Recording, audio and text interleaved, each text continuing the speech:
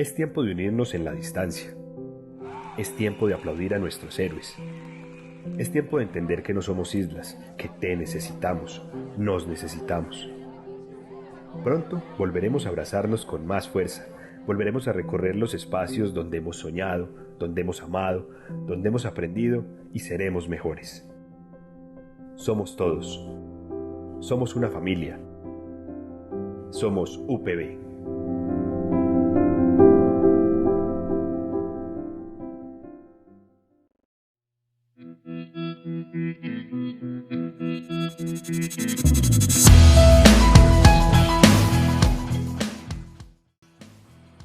Hola, ¿qué tal? Mi nombre es Javier Sánchez, soy docente del programa de Ingeniería Mecánica de la Universidad Pontificia Bolivariana y el día de hoy vamos a estudiar las estructuras moleculares y cristalinas en polímeros.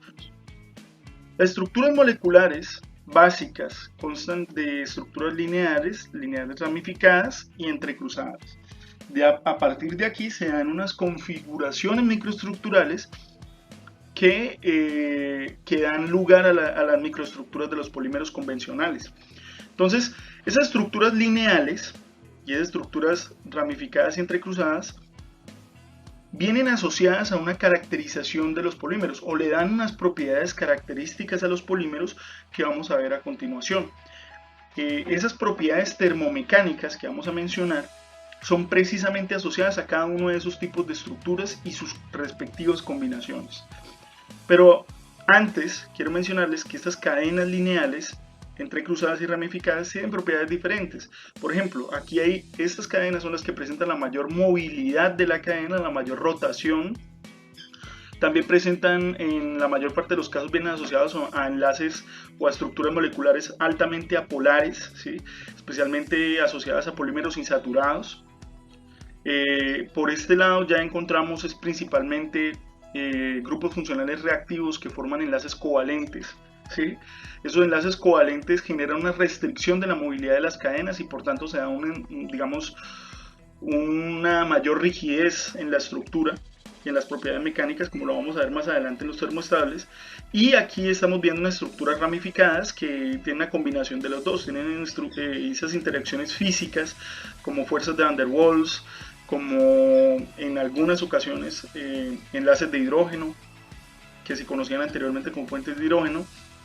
Y aquí ya tenemos una combinación porque aquí también tenemos enlaces covalentes que permiten esa ramificación y esas ramificaciones generan enredos o generan, digamos, restricciones de movilidad de las cadenas porque se pueden enredar las cadenas entre sí mismas. También vamos a estudiar el efecto de la vulcanización, ¿sí? Estos son fenómenos nodulares que generan, digamos, en un enrollamiento, un enroscamiento de la estructura, ¿sí? También conocida como estructura de espagueti y albóndiga, ¿sí? Típico de las pastas boloñesas.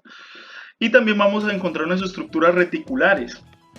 Aquí estas son estructuras principalmente asociadas a hidrocarburos aromáticos, también están especialmente las bidimensionales, mientras que en estas estructuras reticulares podemos tener estructuras reticulares, ¿sí? Bidimensionales y tridimensionales. Aquí están especialmente relacionadas las estructuras vamos a decirlo así, polímeros hidrocarburos aromáticos. Aquí están ya los polímeros, especialmente los entrecruzados, tienen este comportamiento y los unidimensionales son característicos de los polímeros que tienen estructuras lineares, ¿sí? Resulta que cuando nosotros clasificamos los polímeros existen un sinnúmero de factores que permiten la clasificación de los polímeros, como son su origen, si vienen de fuentes naturales o sintéticas, sus grupos funcionales, si son reactivos, saturados e insaturados, específicamente si vienen de hidrocarburos con grupos reactivos, si son hidrocarburos saturados o si son hidrocarburos insaturados, como lo vimos anteriormente. Según sus características de polimerización, tanto el tipo de reacción, el mecanismo y la técnica. También tenemos una clasificación que es la más conocida, es la más popular y es la más empleada, y es la clasificación según el comportamiento termomecánico. ¿Y a qué nos referimos con esto?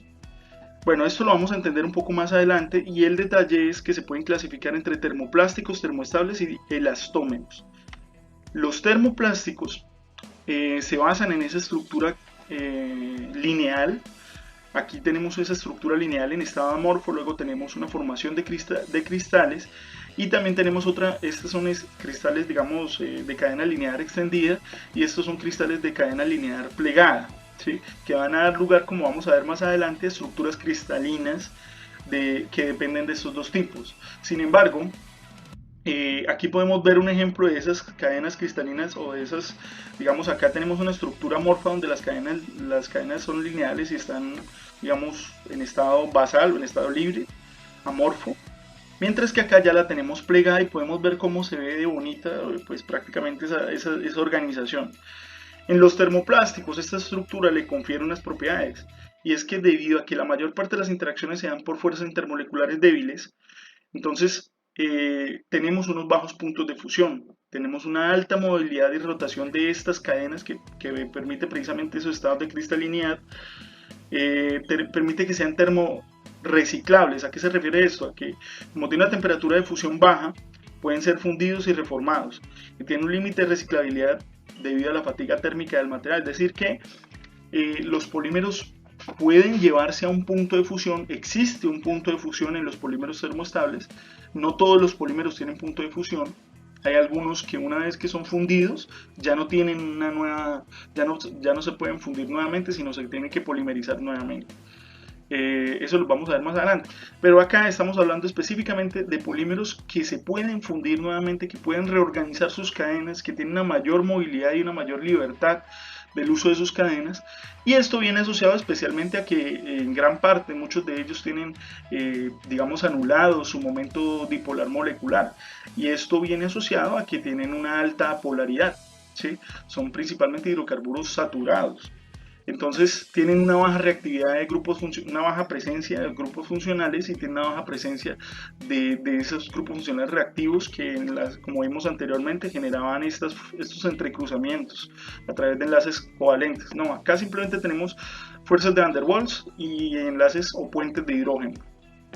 Ahora, estos polímeros son los más utilizados en la mayor parte de las aplicaciones industriales, ya que pues por su reciclabilidad. Y ojo que reciclable no quiere decir que sea biodegradable, eso es un concepto que vamos a estudiar más adelante, pero debido a su reciclabilidad pues se pueden reutilizar nuevamente. Entonces ahí vienen las botellas retornables, ahí vienen las botellas PET, las botellas de polietileno que se utilizan comúnmente y las bolsas de polietileno que se utilizan comúnmente en la industria, pues en la industria de los plásticos. Luego vienen los termorrígidos o termoestables. Los termorrígidos o los termoestables se caracterizan porque una vez que son fundidos pierden la capacidad de fundirse nuevamente, es decir, pierden su temperatura de fusión. Sus enlaces se estabilizan a tal punto de que si usted aumenta la temperatura ya no lo va a volver a fundir, sino que lo va a llevar a una temperatura de degradación o disociación. Entonces se pierde por completo el polímero si usted lo calienta. ¿Sí? Si usted lo calienta a una alta temperatura, porque una característica que tienen estos polímeros es que tienen una alta estabilidad térmica, entonces son rígidos, en la mayoría tienen más resiliencia que tenacidad, se caracterizan porque tienen una alta estabilidad térmica, tienen una alta rigidez y eso les da una alta estabilidad dimensional, tanto a bajas como a altas temperaturas. Tienen baja ductilidad, obviamente si son más resilientes tienen una baja ductilidad, tiene una alta resistividad tanto térmica como eléctrica debido al espaciamiento interatómico que vamos a ver más adelante asociado a esas formaciones reticulares en algunas ocasiones y esas formaciones de entrecruzamiento de cadenas, y tienen una menor densidad que la mayor parte de los polímeros. Se sintetizan principalmente por polimerización por condensación en comparación con los termoplásticos que se tienden a sintetizar más en polimerización por adición. Y los principales, digamos, polímeros termoestables se pueden clasificar entre fenólicos, aminas, poliésteres, uretanos, furanos y siliconas. Básicamente la mayor parte vienen de formación de resinas, por ejemplo las resinas fenólicas, las resinas que dan lugar a los uretanos, las resinas que dan lugar a los poliésteres y semejantes. Se caracterizan especialmente, bueno, porque su microestructura les da, digamos, una apariencia un poco más lisa superficialmente, no se ve la presencia de las cadenas, son mucho más, como les dijera, por ejemplo, ustedes pueden ver estos pisos, ¿sí? Que son bastante, digamos, lisos, a pesar de que tienen una alta energía libre superficial asociada a que, por ejemplo, cuando ustedes corren en estos pisos no se deslizan, ustedes sin embargo, no se deslizan si el piso está seco, pero si el piso está mojado. Bueno, cada uno de estos polímeros tiene una aplicación en función de su naturaleza. Por ejemplo, las resinas fenólicas tienden a estar presentes en adhesivos, en revestimientos, en laminado o en otras aplicaciones, ¿sí? También sirve como base para la constitución de otras sustancias como son, por ejemplo, los uretanos y semejantes. Las aminas, ¿sí? Ahí especialmente, digamos, se da la utilización de la urea y de la melamina, ¿sí? Se utilizan principalmente para almacenamiento de alimentos, para moldeado eléctrico, debido a su alta resistividad eléctrica. Tienen, o sea, se utilizan principalmente para tarjetas madre, para microcomponentes. También están los poliésteres, que también se utilizan para este tipo de moldeado de componentes eléctricos. Se utiliza mucho en la industria textil por sus capacidades de aislamiento térmico. Se utilizan los chalecos que utilizan en países nórdicos y en lugares que tienen bajas temperaturas o puntos críticos de bajas temperaturas. Y también se utilizan en sistemas de aislamiento térmico y eléctrico. Perdón, me faltó hablar un poquito también de las resinas epoxis. Las resinas epoxis son de estos grupos, digamos, como los más comunes, los más comúnmente utilizados. Se utilizan fibras, en aislantes, en revestimientos, en espumas. También están los uretanos, que también se utilizan como fibras, como aislantes, como revestimientos, como espumas. Digamos que acá se utiliza más por su capacidad de aislamiento térmico y su bajo peso o su baja densidad y relación de peso resistencia y peso aislamiento. También están, y su baja reactividad química también es muy importante. También están, por ejemplo, los furanos, que los furanos actúan como aglomerantes en el moldeo de arena, ¿sí? Y finalmente tenemos las siliconas, que ustedes ya están familiarizados con ello. Esa silicona que nosotros conocemos típica para generar adhesión de polímeros y semejante. Bueno, esa típica silicona con la que arreglamos casi todo. Bueno, esa es uno de los tipos. Se utiliza mucho para adhesivos, para juntas, para cierres. Bueno, ahora, estos son los termoestables. Ahora los elastómeros. Los elastómeros son un tipo particular de polímeros que se caracteriza por una alta elasticidad, ¿sí? Se caracteriza también porque tienen unas uniones, digamos que son una unión de las estructuras lineales, ramificadas y de las estructuras entrecruzadas. ¿Por qué?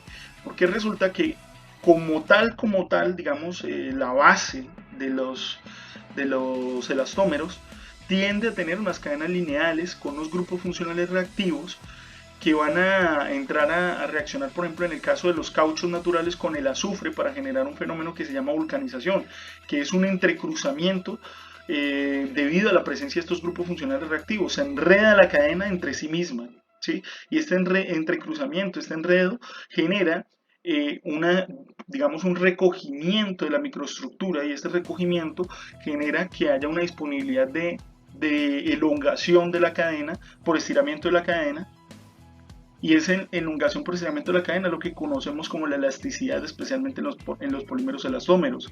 Acá quiero que visualicen, por ejemplo, esos cauchos que utilizaban muchas veces para jugar, lanzándolo con sus compañeros, para enrollar, para guardar billetes, para guardar tarjetas. Bueno, esos cauchos típicos que nosotros utilizamos son elastómeros, son de base elastómerica. La mayor parte de los elastómeros tienden a ser isoprenos, neoprenos y butadienos, ¿sí? Polisopreno, polibutadieno y polineopreno. Y bueno, los neoprenos sí son una variación de los isoprenos. La cuestión es que se da porque hay un entrecruzamiento gracias a digamos, enlaces de azufre, ¿sí? Por eso el azufre se utiliza en los procesos de vulcanización. Ellos enredan las cadenas y restringen la movilidad. Y a mayor, digamos, formación de este tipo de nodos, ¿sí?, de entrecruzamiento, se restringe aún más la movilidad y se aumenta la rigidez. del elastómero. Entonces, se puede decir, digamos como lo decimos aquí, que su elasticidad de estiramiento depende de la densidad de entrecruzamiento de las cadenas. A mayor densidad de entrecruzamiento, ya que los entrecruzamientos restringen el desdoblamiento de las cadenas y por tanto su movilidad. A mayor densidad de entrecruzamientos, mayor rigidez y mayor fragilidad del polímero, ¿sí? Del elastómero específicamente. Estos se caracterizan porque son altamente elásticos, porque tienen un comportamiento no solamente elástico sino también plástico. No sé si ustedes se han dado cuenta que cuando ustedes estiran mucho ese cauchito típico que yo les mencionaba, él va perdiendo la forma y se va, digamos, se va hinchando cada vez más. Bueno, eso ocurre porque muchas veces se supera el límite de la energía del enlace de este nodo de entrecruzamiento, entonces se quiebra ese enlace y pues ya la cadena no va a volver a recuperar eso, a no ser de que lo expongamos a temperatura y azufre nuevamente para que se activen nuevos nodos de entrecruzamiento.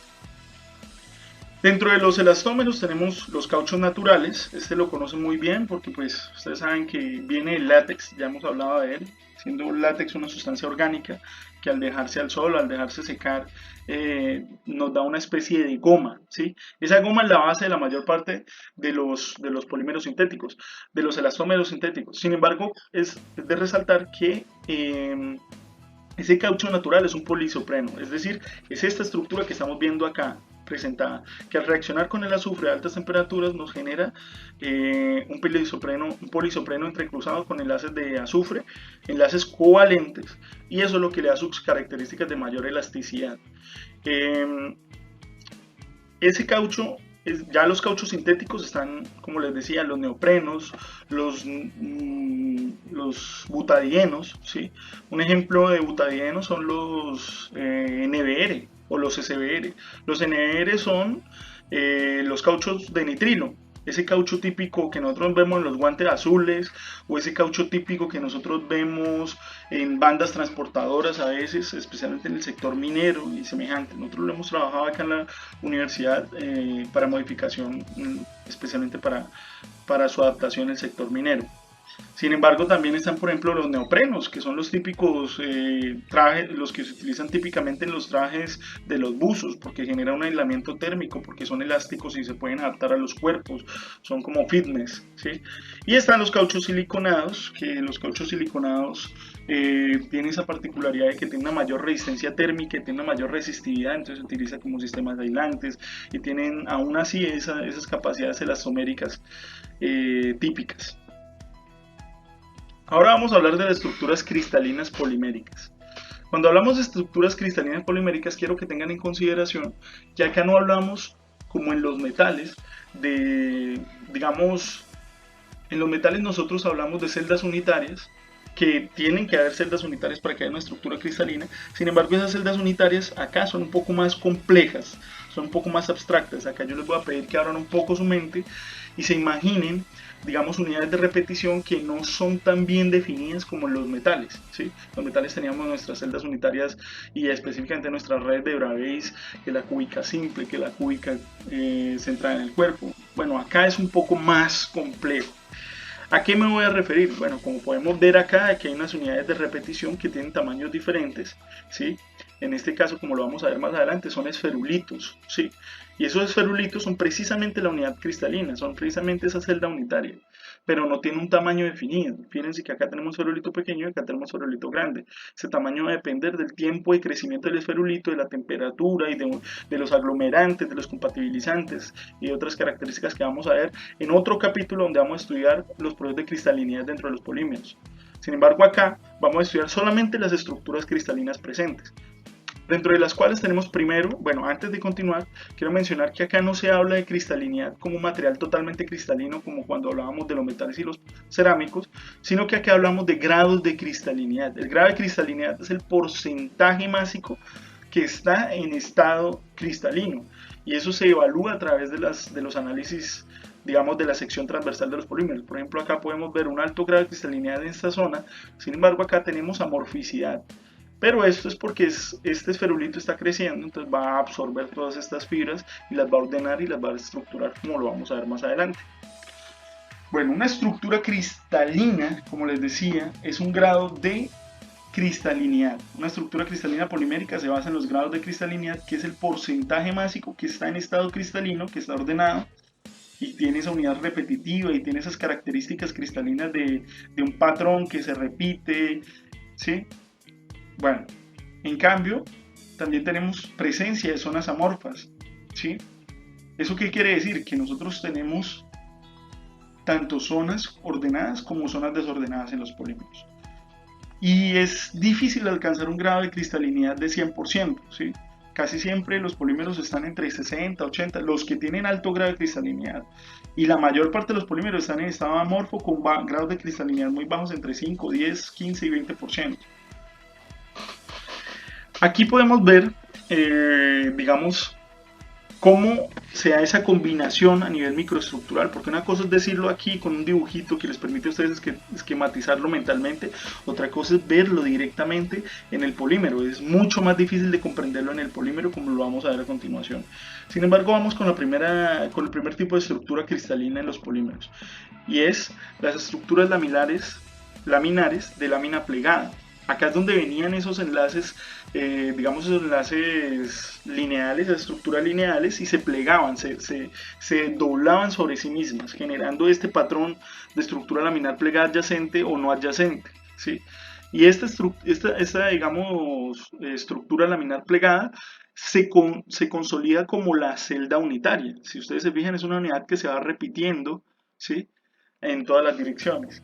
Sin embargo, y que tienen una característica de cristalinidad, una orientación cristalográfica y todas las características que tienen como tal las estructuras cristalinas. Y es muy bonito esta imagen, me costó mucho conseguirla, pero la encontré. Es muy bonito ver cómo esto sí existe en la vida real, o sea, esto no es algo que me estoy inventando yo, es algo que existe. Y esas unidades cristalinas de lámina plegada se pueden unir y formar cadenas, digamos, continuas de láminas plegadas. Sin embargo, hay otra estructura que es un poco más importante. Estas son las estructuras cristalinas esferulíticas. Las estructuras cristalinas esferulíticas son las más importantes, digamos, son de las más importantes en el mundo de los polímeros. ¿Por qué? Porque son las más comunes.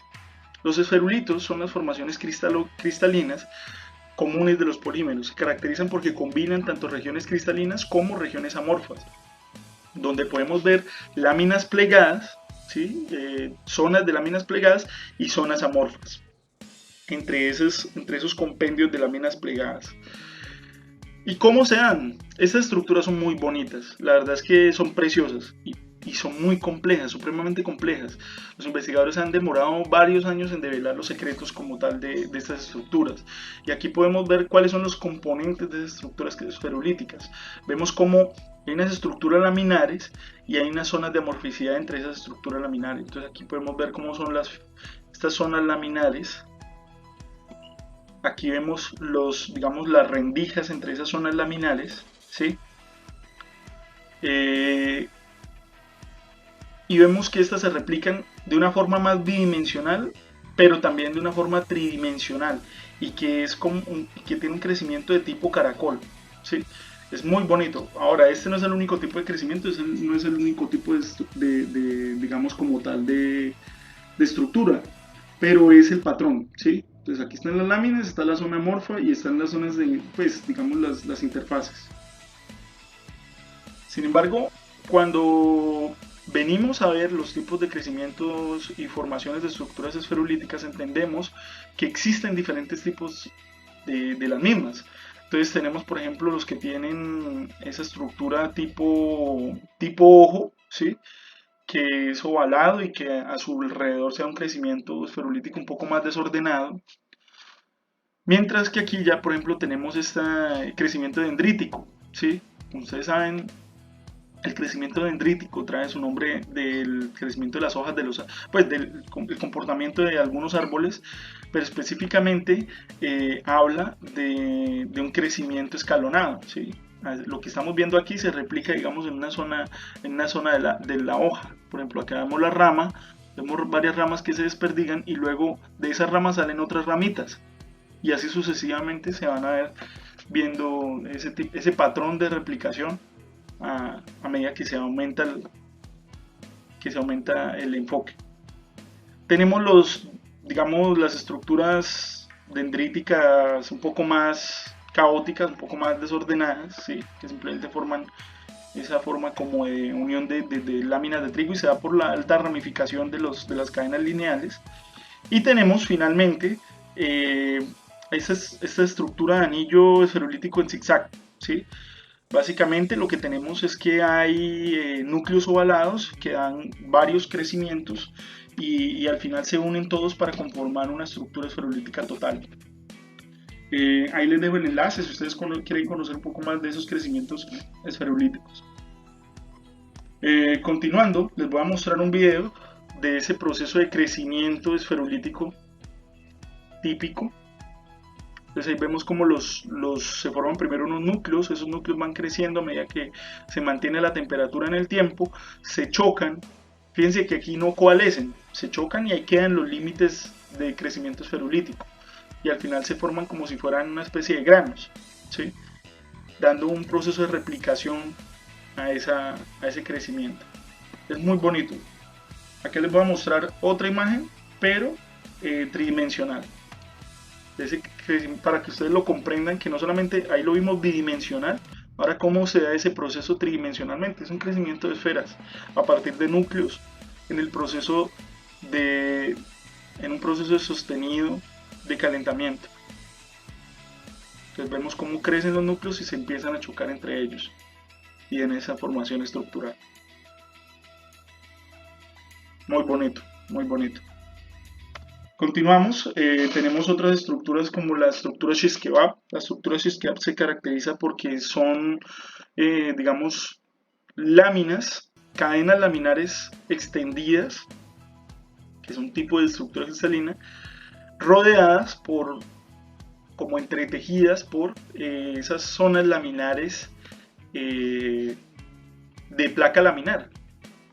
Acá podemos ver una ampliación de una micrografía de una zona estructural de una estructura shish kebab. Sin embargo, acá lo van a poder entender un poco mejor. Ven que shish es esta zona de cadena laminar extendida y kebab es esta zona donde tenemos las láminas plegadas de forma transversal, unidas de forma transversal, que crecen lateral al shish, lateral a la zona longitudinal. Entonces, en una micrografía normalmente se verían así, ¿sí? Son estructuras un poco complejas que se desdoblan, o sea, tiene esa característica de que tiene esa zona de crecimiento laminar extendida y tiene ese crecimiento laminar plegado, ¿sí? Combinado. Y con esto terminamos lo que son las estructuras moleculares poliméricas y las estructuras cristalinas. Sin embargo, en el próximo capítulo vamos a hablar un poco más sobre la cristalinidad, cuáles son los factores que influyen en la cristalinidad y por qué se dan los diferentes tipos de estructuras cristalinas. Les agradezco su atención y estaré muy pendiente de sus dudas e inquietudes en los comentarios o en el grupo de Teams.